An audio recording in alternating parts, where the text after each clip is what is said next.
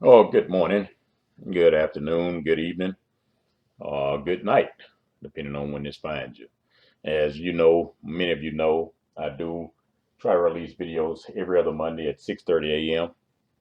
And because I don't know how long I'm going to talk, I try not to overwhelm you every week um, with a hour and a half long video because there's so much content out there. You know, at one point, last year I did release a video every week, and I know people that release videos every week. I know people that release videos every day. And that's just not something I want to do. It's just so much content out there that I don't want to overwhelm you with a whole lot of content. And so this is going to be a little bit different than what I've normally done. And because I've been impressed by these books of the Apocrypha that I read. And so I just want to just go through and read some of the scriptures from the books of Maccabees. And we don't understand. If you get in those four books of Maccabees, you will really start understanding why those books were removed, because it starts telling you how strong those black Hebrews were. And so in Maccabees chapter 1, verse 11 through 13, this is what it reads. At that time appeared in the land of Israel a group of traitorous Jews, or Hebrews, because Jews wasn't even a word back then. And Jews is not even meant for the people who actually true Hebrews. Jews was a hijacked term, so they could because they couldn't biblically call themselves Judah. So if you hear me say the word Jews, I'm talking of Judah, not Jews. It ain't the same thing. But traitorous, just say Hebrews who had no regard for the law and who had a bad influence on many of our people. They said, "Let's come to terms with the Gentiles, for our refusal to associate with them has brought us nothing but trouble." This proposal appealed to many people, and some of them became so enthusiastic about it that they went to the king and received from him permission to follow Gentile customs. So you see, that's not something new, our behavior as a people. We follow Gentile customs. On the last video, I think I might have mentioned that, we saw them raping, so we started raping. We saw them being serial killers, so we became serial killers. We saw them uh, have sex with animals. We had to have sex with animals. We saw them deceive and cheat other people through financial means. So we start doing it.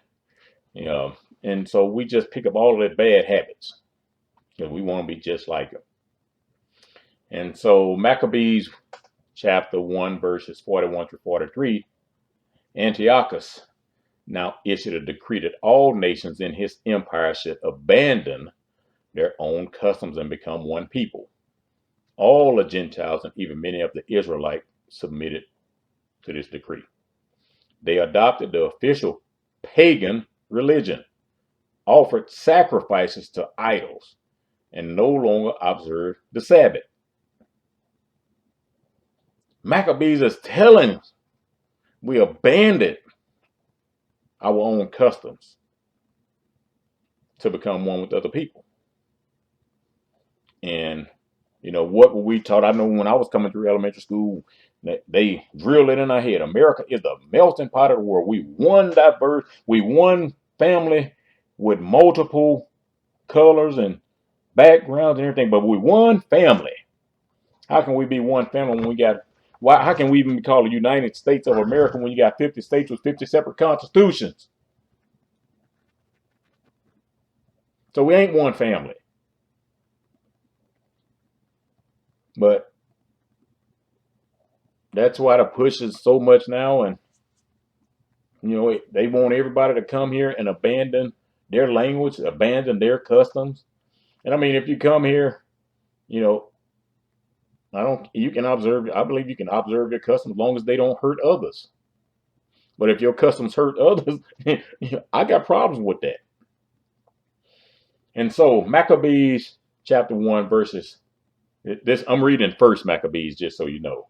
And I don't know how many of these I'm going to read, but and maybe give a little commentary, when I feel the need. But First Maccabees, verses chapter 1, verses 51 and 53. The king not only issued the same decree throughout his whole empire, but he appointed officials to supervise the people and commanded each town in Judea to offer pagan sacrifices.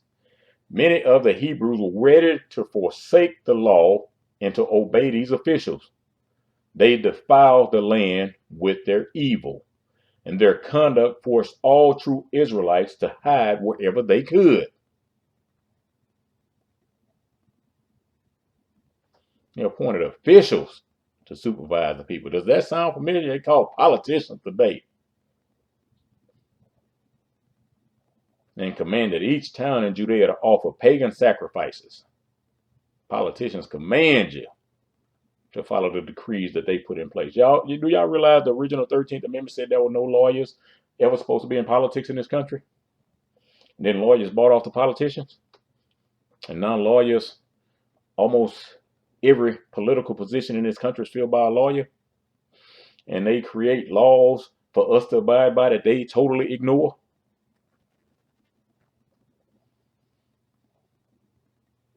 So the officials are our politicians nowadays. And they try to force us to follow pagan rituals and customs, and we don't even realize it. First Maccabees chapter 2, verse 15. Then the king's officials, who were forcing the people to turn from God, came to the town of Modin to force the people there to offer sacrifices. The king's officials, what did I say officials were? Politicians, were forcing the people to turn from God. Government, I've told you on videos before, government has become most people's God. And you see, it's been put in place a long time ago. They were forcing people to turn from God. And if you go to the book of Revelations, say it, when that time comes, you got to make a decision. You going to serve government or you going to serve God? Throughout the Bible, say you're going to serve Baal or you're going to serve Molech. Or you're going to sell or you're going to serve God. And I saw some a while back say voting Democrat or Republican is like you choosing to serve Baal or you choosing to serve Molech. So in the end, neither one of them is good. First Maccabees chapter 2, verses 19 to 22. Matthias answered in a loud voice, I don't care if every Gentile in this empire has obeyed the king and yielded to the command to abandon the religion of his ancestors. My children, my relatives, and I will continue to keep the covenant that God made with our ancestors. With God's help, we will never abandon his law or disobey his commands. We will not obey the king's decree, and we will not change our way of worship in the least. What's that scripture? As for me and my house, we gonna serve the Lord.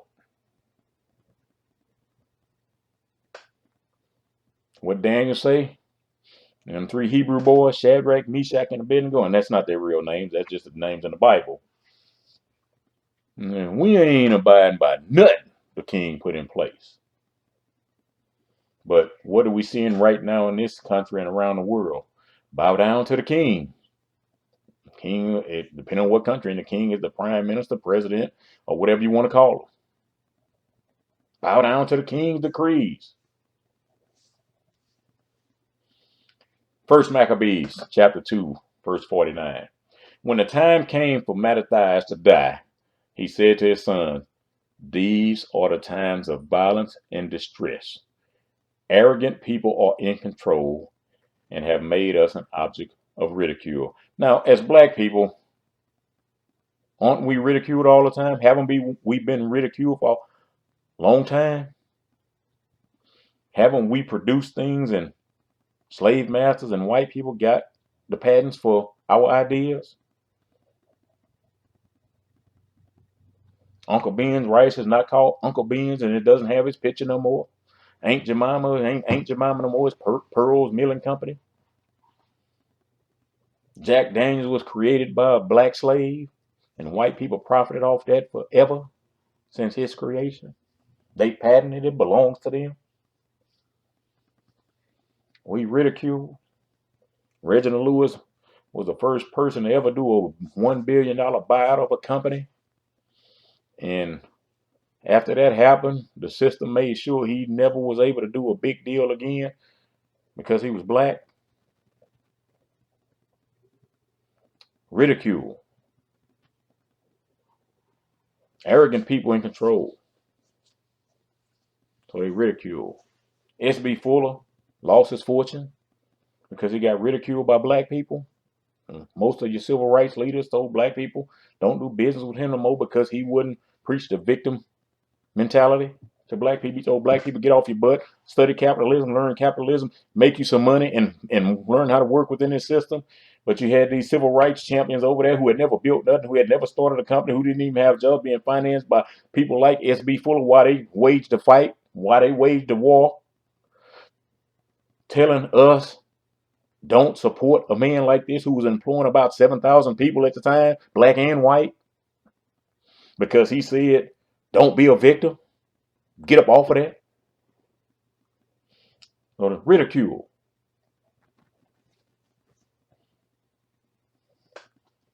First Maccabees, chapter 2, verse 61. Take each of these ancestors of ours as an example, and you will realize that no one who puts his trust in the Lord will ever lack strength. And I heard that a lot growing up, and I still have some older folks that I communicate with, folks in their late 80s and up to their mid 90s. Talk to them all the time. And, the conversation at some point is always going to get to that Bible. And they have a strong trust in the Lord, and they never lack strength. Like when the freeze happened back in February down here, one of the neighbors doesn't live right next door, but one of my neighbors, she's 95 years old. And I saw somebody at the house and I thought she had left. She never called and told me she stayed home. But she called over and told me when her pipes burst. And I went over there and, kind of got that situation kind of maintained until we can get a plumber over there. Why you didn't tell me you were here? She said, Myron, I know how to survive. She said, I trust in the Lord. I know how to make it. I said, yeah, I understand that. I said, but you still need to let me know when you're at home over here in a situation like this. Because, it was super cold down here for a few days. So put that trust in your Lord. We won't ever lack strength. It might, the enemy is going to come and attack us, try to attack us anyway. And, we're going to go through some things. And, I like old Rev in the movie Remember the Titans. Those who renew their strength will mount up with wings like eagles. First Maccabees, chapter 2, verse 68. Pay back the Gentiles for what they have done, and always obey the law and its commands. Them black Hebrew, they wasn't biting their tongue. Pay them back for what they done. First Maccabees, chapter 3, verses 35 to 36. Cyrus was ordered to send an army against the Hebrews, especially the Hebrews in Jerusalem, to break their power and destroy them, so that no trace of them would remain. He was ordered to take their land and give it to foreigners who would settle the whole area. What do you think Christopher Columbus did? What do you think Cecil Rhodes and all them guys did when they went down to Africa? What do you think the British monarchy did when they went down? They got all these countries under the control, Jamaica, Bahamas, and all these places like that. Canada.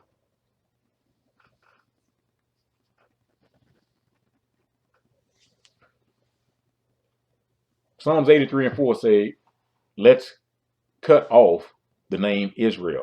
It didn't say cut off the land Israel. It say let's cut off the name Israel so they won't ever be remembered again. That's why we're the only people in this world that don't know our heritage. And I don't even, at one point I would advocate maybe doing Ancestry.com or one of these 123andMe or whatever they call these ancestry sites, but they can start jacking the DNA now. So you probably best to keep your DNA to yourself. Because now they're using it for other stuff, deny you insurance or charge you exorbitant insurance premiums and things like that because they got your DNA in the system. So break their power and destroy them. They thought they were going to do that with slavery. So there's no trace of them to remain. That's why they didn't care how many of us died. And just breed some more. Take the land and give it to foreigners. Everybody cry about how bad the Native Americans were done when the land was supposed to see. Y'all better study this and find out who all the Native Americans were. It wasn't just these people that look kind of Oriental. Y'all better understand how these black Hebrew men hooked up with these Chinese women, and that's how you got your Native Americans in a lot of cases. You better study that stuff.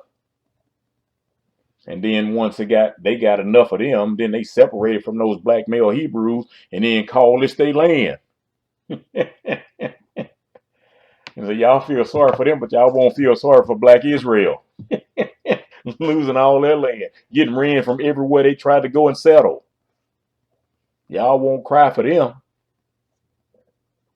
That goes back to what I said about ridicule. First Maccabees chapter 3, verse 58. Prepare yourself for battle and be courageous. Be ready early tomorrow morning to fight these Gentiles who have joined forces to attack us and destroy our temple. And say, be ready to fight these Gentiles who've joined forces. What are we seeing in this country? What have we seen in this country? Everybody's above us. Everybody's joined forces. Unless you got dark skin.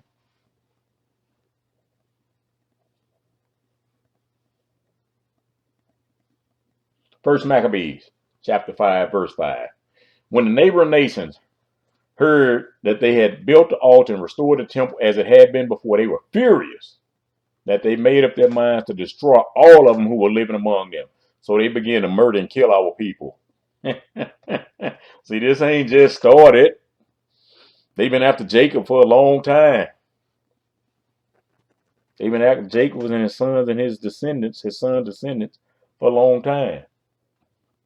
And so that's how they try to do it. Why do you think you got Planned Parenthood? Why do you think you got Roe versus Wade?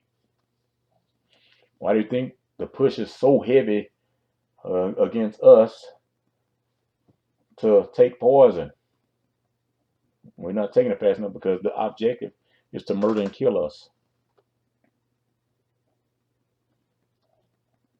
And so it's just amazing that we've been told to stay away from the apocryphal books. And it's widely promoted in seminary. I've heard pastors say it ain't in the Bible, it ain't in the Bible, it ain't canon or whatever they call it. So you don't need to read it. So anytime I'm told not to do something, I know I'm gonna do it. In the book of Tobit, chapter 13, verse 5. Though he punished you for your wickedness, and talking about us, our ancestors, he will be merciful and bring you home from among the nations where he scattered you. See, God ain't scattered but one people. One people. Only one people have been scattered. Everybody else went on of their own will. Even most of the Europeans that came over back before this country was settled were actually prisoners over there. Them Europeans were prisoners. They opened the prison and told them, we'll let you leave. We'll release you from prison if you go over there and don't come back. So this country was kind of settled or whatever. I mean, like I said, it's already, you can't discover a country that's already here. But they released them from the prisons over there and they came over here, hijacked everything, and then called themselves civilized. So God said he's going to bring you from among the nations. What did I say in the last video about those scriptures I gave you? Has God forgot his people? Nope. That's what Paul said. Nope. In book of Tobit, chapter 13, verse 12. A curse will be on all who make threats against you, on all who destroy you and tear down your walls, on all who demolish your towers and burn your home. But all who honor you will be blessed forever. What were they doing after slavery had in with their terror organization, the KKK? Burning down your homes and churches, lynching, hanging us, setting our men on fire. Yeah, they did all that stuff. And they call themselves civilized. That behavior ain't civil at all. We don't understand.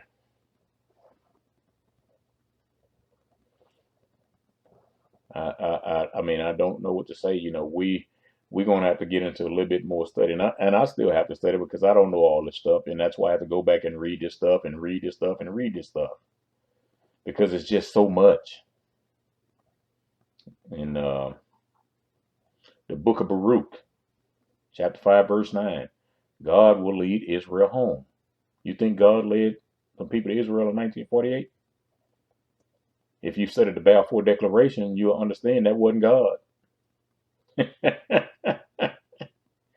But your pastors, they so freaking ignorant it ain't even funny. So if Israel is a land, how is God going to lead a land home?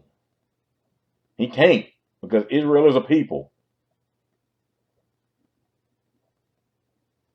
You got to come up off of this stuff. Baruch, chapter 5, verse 3. God will show your splendor to every nation on earth. God said he's going to restore everything that was stolen from us. Now, don't know we're going to be around when it happens. I don't know. But God said he's going to restore everything. Baruch, chapter 5, verse 1. Jerusalem. You see, it wasn't called Israel back then. It was called Jerusalem. Y'all think Donald Trump did something. He restored Jerusalem as a capital of Israel. No, God said he was going to do that too. Jerusalem, take off your clothes you have worn in your mourning and distress, and put on the eternal splendor of God's glory.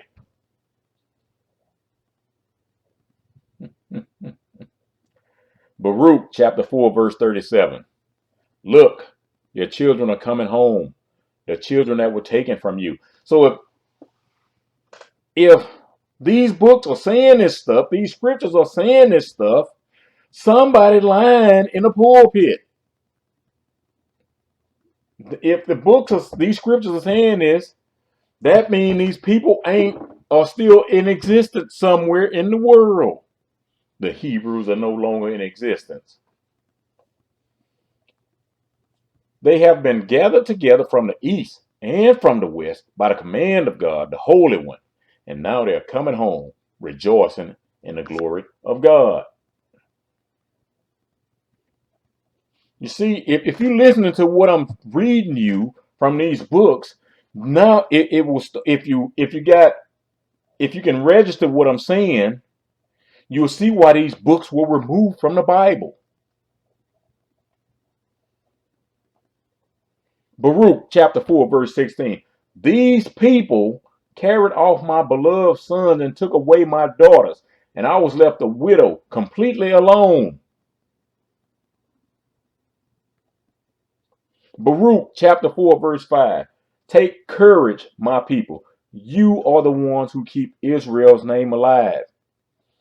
See, the Bible says when true Israel wakes up, then that's when all of this stuff is going to start happening. And look at all the stuff that's happening around the world now, because the internet gave us access to stuff we didn't have before.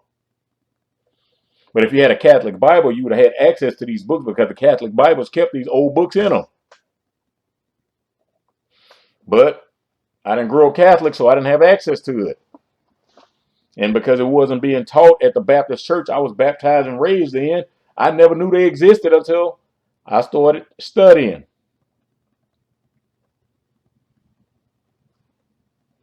So Israel's name was kind of, I guess, under the carpet for a little while, but it never went away. And so now we done dusted it off. We keeping Israel's name alive.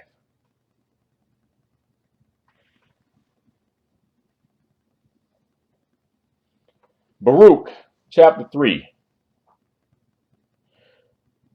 verse 10. Why is it, Israel, that you find yourself in an enemy land?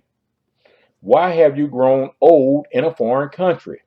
You are ritually unclean, like the dead. I mean, you hear that?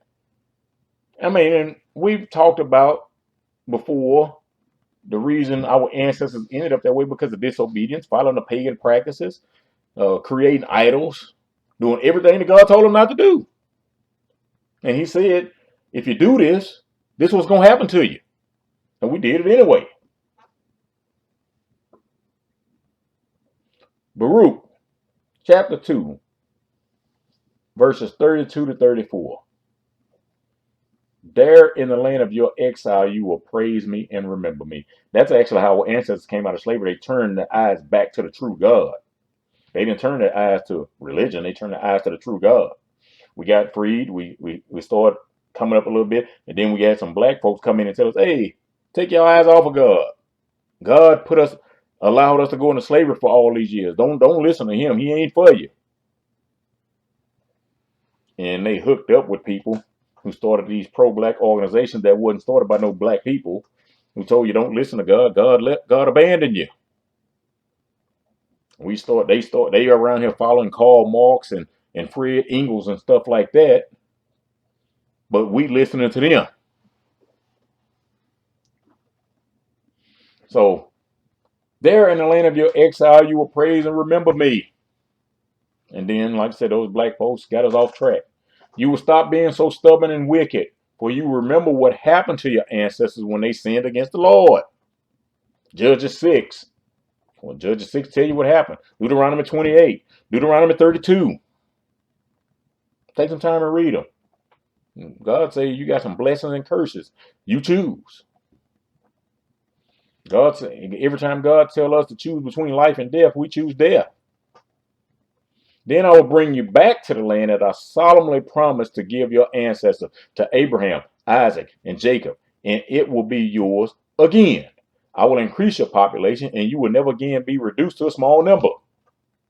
They've been trying to kill us for a long time, but they can't. The Gentiles are not reproducing kids. But the Gentiles put things in place to keep us from reproducing kids. And like the old comedians say, we babies kids. We don't die, we multiply. And so you got all of this information out there that's been hidden from us for so long. And our pastors have done such a poor job, especially when they get their certification, they doctor, reverend. And it just messes all up. And on another video, I talked about, I think, debt bondage and things like that. Might have been a video right before this one. But in the book of Sirach 21, chapter 21, verse 8, it says, anyone who borrows money to build a house is just collecting stones for his own tomb. If you take the word mortgage, break it down into two words, mortise and gauge, the definition, the etymology of it actually means death grip.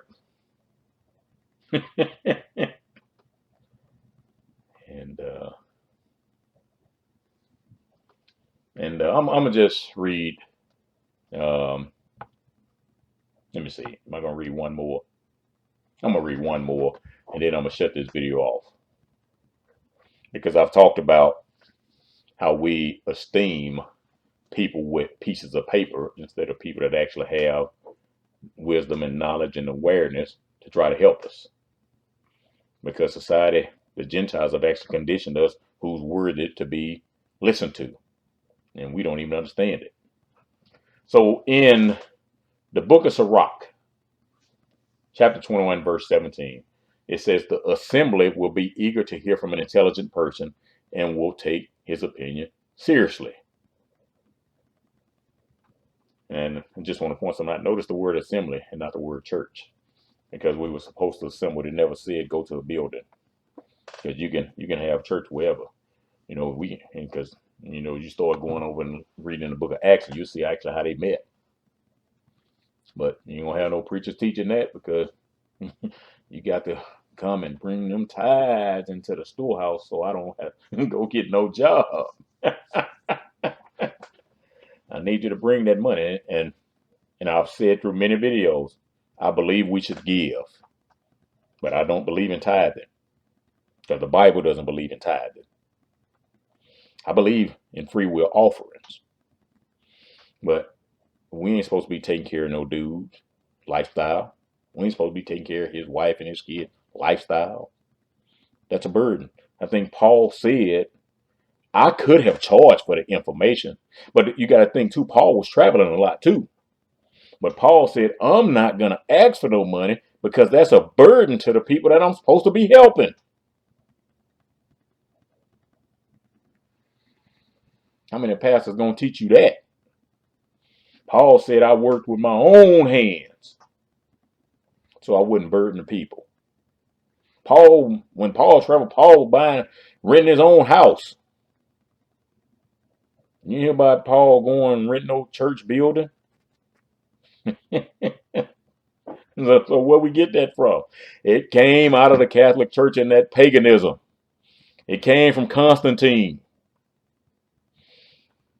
The people that started talking about charging was a group of people called sophists. That's where you get the word sophisticated and sophistication from. Sophists were people who excellent orators that charged money to give speeches. That's where your paid pastors come from. Sophists. And you got pastors around here say, if I lived during the slavery time, I'd be talking against it. Dude, you ain't talking against the slavery we're dealing with now.